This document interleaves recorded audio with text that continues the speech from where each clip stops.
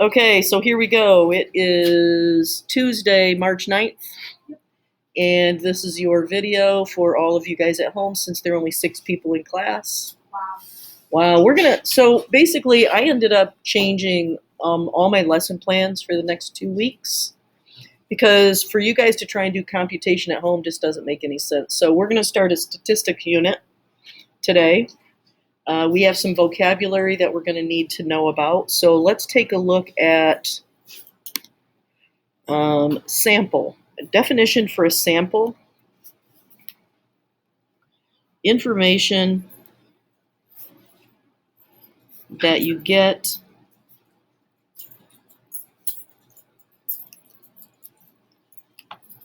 thank you so much, from part of a population.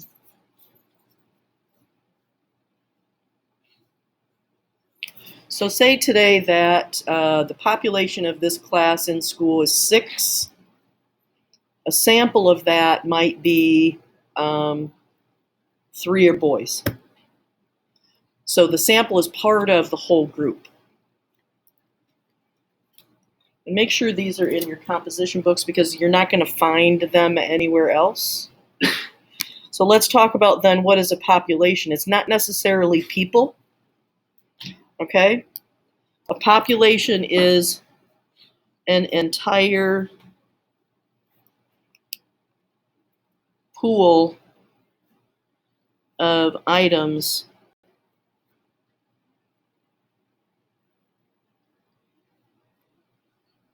that are studied. And an example of a population would be the entire alphabet. That's one entire thing, group of things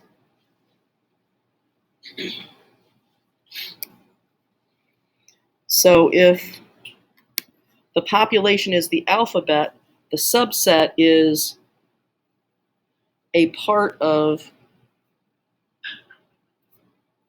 the population. So we'll just draw a little diagram to kind of show us. This circle represents a population, which we're going to call the alphabet. And within the alphabet, there's a smaller sample of just the vowels, okay? Actually, this would be considered, let me write it like this, a subset.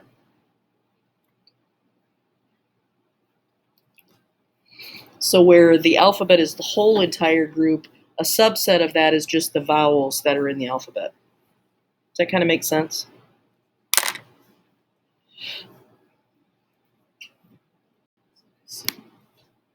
It could be. Yep. An entire population could be registered voters. And then a subset of registered voters would be how many people voted in the last election. So there's a whole bunch of people registered to vote, but how many of those people actually did vote? That would be a subset. Once you finish that, go ahead and close your composition books. You're going to go into Kami and open up today's folder. I did not make paper copies. I think it should be pretty straightforward as we work our way through this.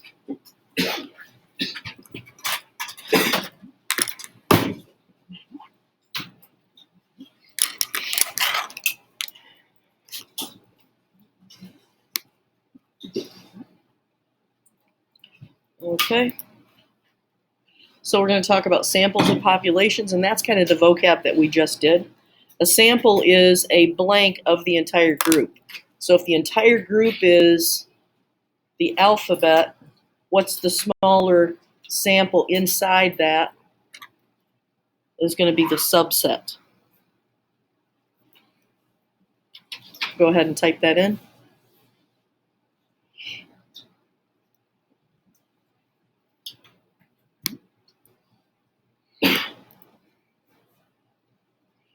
Data that's collected from the sample is called a sample statistic.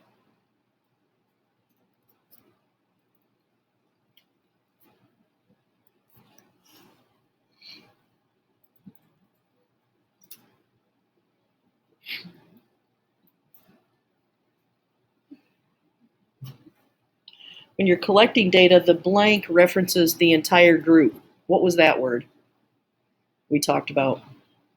Huh? Population.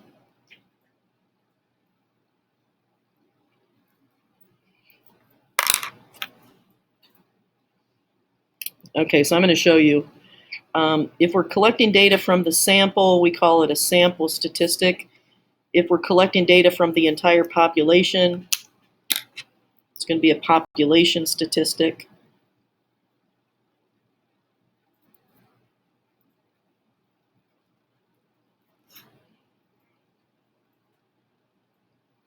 So the entire alphabet is equivalent to the population,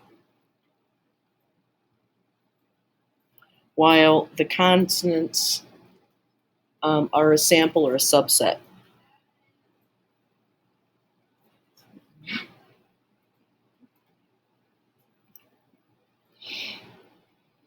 So that's kind of the gist of today's lesson. We're going to go through a few more activities here.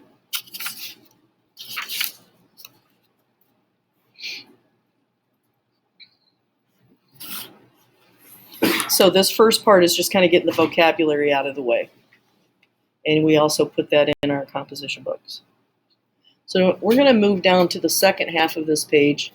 It says the following statements are populations. Determine a possible sample that would be part of that population. So people living in a specific neighborhood. So one whole neighborhood of people. What might one sample be in that neighborhood? No, because, let me think. Could that be? That's a possibility. Let's think about all possibilities. We'll throw a bunch of stuff out there. Kayla? One block of the neighborhood. Okay, how many people are in that one block? What other ideas do you have, Anthony? What's another subset within the neighborhood? How many what? If it's all the people, how can I break groups of people into samples? Yep, that's what Wyatt said. How many people in one house? But those will all be different, right? Yep, you could divide it by gender. So a sample might be all those options. You could say a sample would be people over the age of 50. So out of all the people in the neighborhood, a subset would be anybody over the age of 50.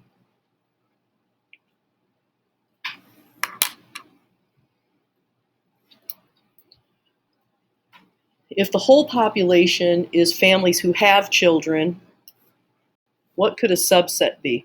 Josh?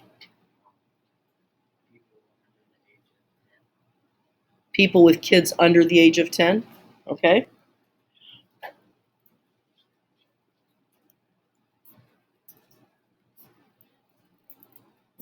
I'm just going to say less than 10 years. It could be families that have only one child, families with children, could be families that have more than 3 children, any different subgroup on there. Okay, seniors at the high school. So what kind of subsets could you break up a senior class at a high school? Kayla? Male and female. Anything else? Josh? Athletes. Yep. How many are athletes?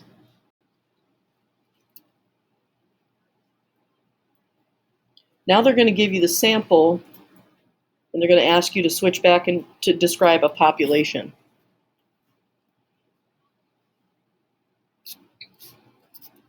Children who play football for the YMCA is a smaller group compared to what group? Wyatt? Children playing football. Okay. Children playing any kind of football.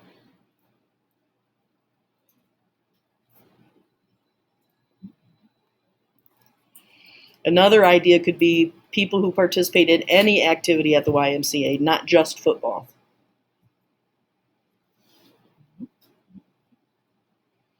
Students who were on the B honor roll for the first 9 weeks. Who on the piano roll for like a year? Okay.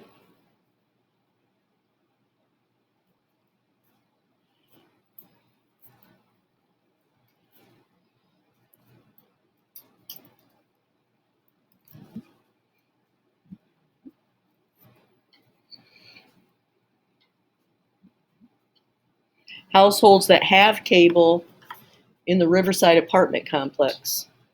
What's the bigger population then? All households in the complex.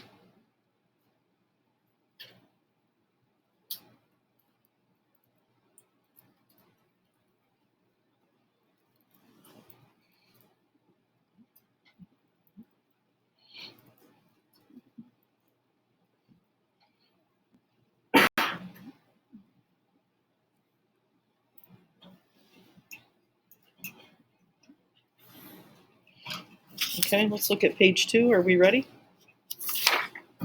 So when we talk about random samples, everyone in the population must have an equal chance of being selected.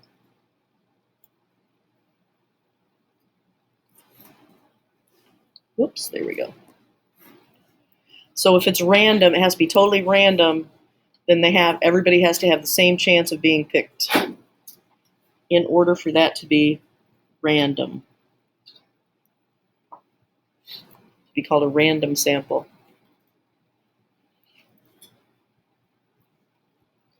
So what about this one? A survey is taken of favorite sports in 7th grade, but only girls are surveyed. Is that a random sample or not? Not random.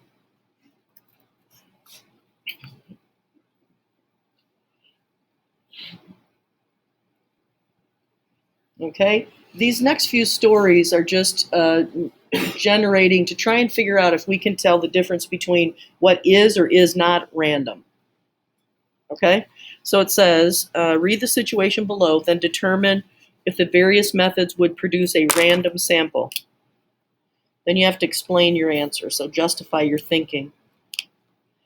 The senior class president would like to host an after-graduation lock-in. There will be games, gifts, and foods. In order to decide if people would be willing to buy tickets and attend, she's decided to conduct a survey.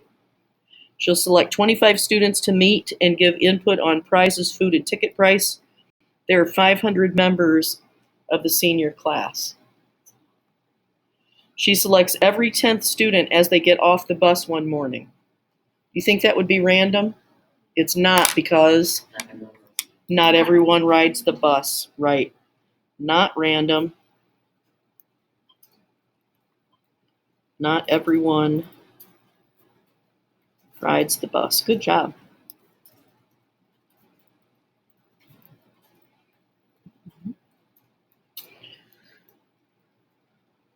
Question number 8. She asked the choir director to allow her to survey the choir. Not random, because not everybody's in choir.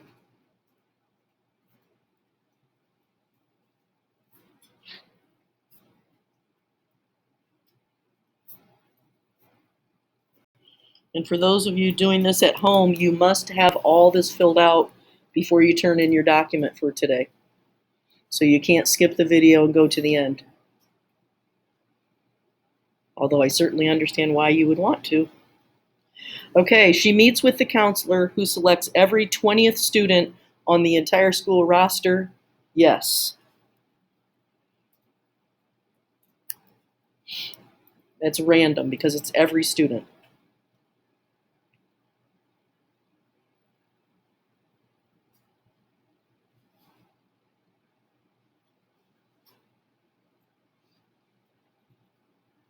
Now remember, these are seniors only because they're planning a graduation party. Okay? She assigns each senior a number and randomly selects 25 numbers. What do you think, Anthony? Yes.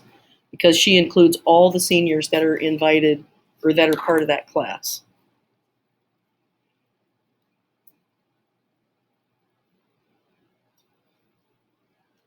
She makes an announcement that people interested should meet in the library after school. Why? Because what? Not everyone might be interested. Exactly right. And I would say it only includes students who show up. So like Kayla said, maybe not everybody's going to show up.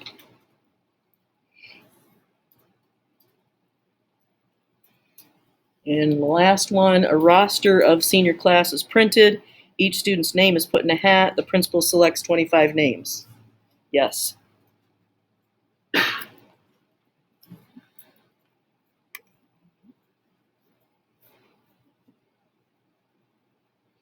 All right, at the bottom of this where it says summarize today's lesson, you're going to need to put a text box in there. And I want you to write 2 to 3 sentences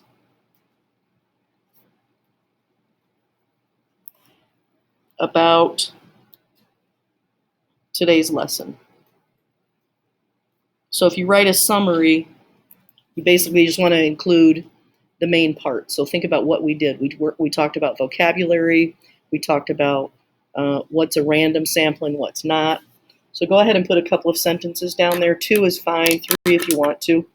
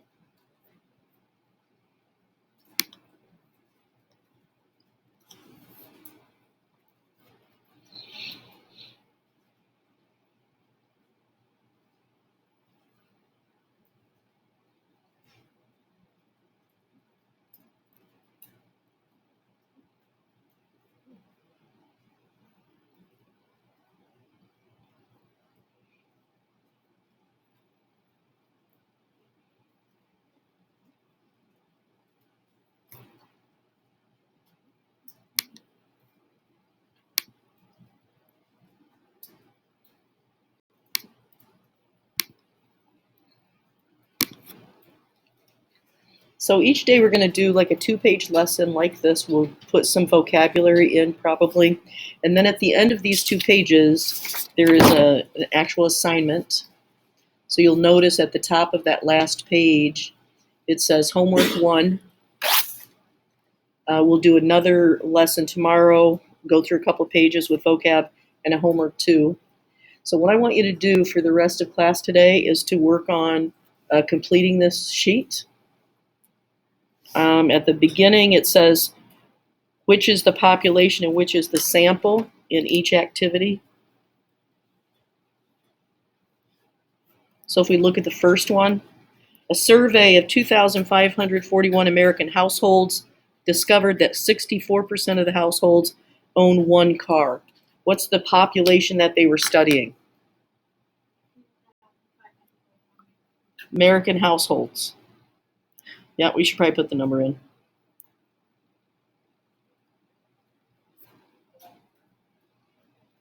And what was the sample group? They own 1 car. Okay, does that give you kind of an idea about how it works?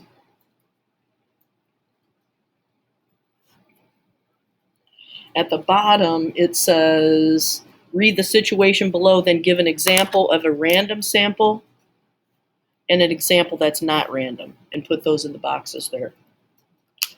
And that's it. You can work on that and hit submit when you finish.